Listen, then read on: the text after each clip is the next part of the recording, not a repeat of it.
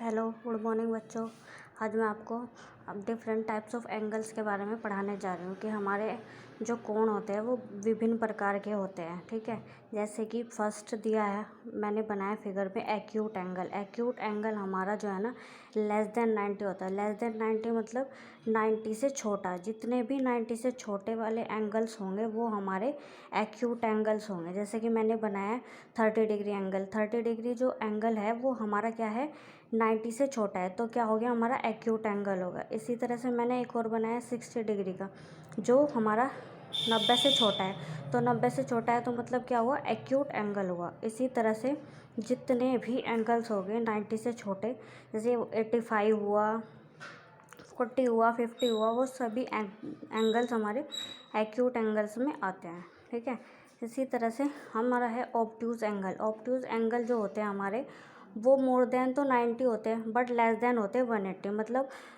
90 से तो बड़े होते हैं लेकिन 180 से छोटे होते हैं। ठीक है, जितने भी एंगल्स हमारे 190 से बड़े होते हैं और 90 से बड़े होते हैं और 180 से छोटे होते हैं, वो सभी ऑब्ट्यूज एंगल होते हैं। जैसे कि मैंने बनाया 130 डिग्री एंगल बनाया, वो 180 से छोटा है लेकिन 90 से तो क्या है, बड़ा है। ठीक है, तो ये क्या हो गया, हमारा ऑब्ट्यूज एंगल हो गया। इसी तरह से मैंने एक और एंगल बनाया आपके लिए 1110।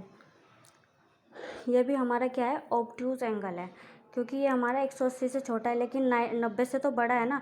इसी तरह से जितने भी एंगल्स 90 से बड़े होंगे लेकिन 180 से छोटे होंगे वो सभी हमारे ऑब्ट्यूज एंगल में आएंगे। जैसे कि 140 डिग्री एंगल हुआ, 150 हुआ, 160 हुआ, वो सभी हमारे ऑब्ट्यूज एंगल्स में आते हैं। इसी तरह से हमारा है third right angle. Right angle हमेशा 90 डिग्री का होता है। ठीक है, राइट एंगल किसका होता है, 90 डिग्री का होता है। जैसे कि मैंने फिगर में बनाया, ये हमेशा, इसमें कोई चेंजेस नहीं होते, ये हमेशा 90 डिग्री का ही होगा।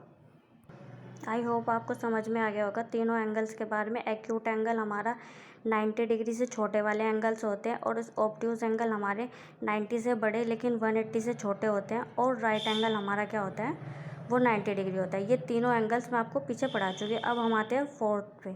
फोर्थ हमारा है स्ट्रेट एंगल। स्ट्रेट एंगल हमारा क्या होता है, 180 डिग्री का होता है। 180 डिग्री का ही हमेशा होता है, इसमें कोई चेंजेस नहीं होते, ये हमेशा 180 डिग्री का ही रहेगा।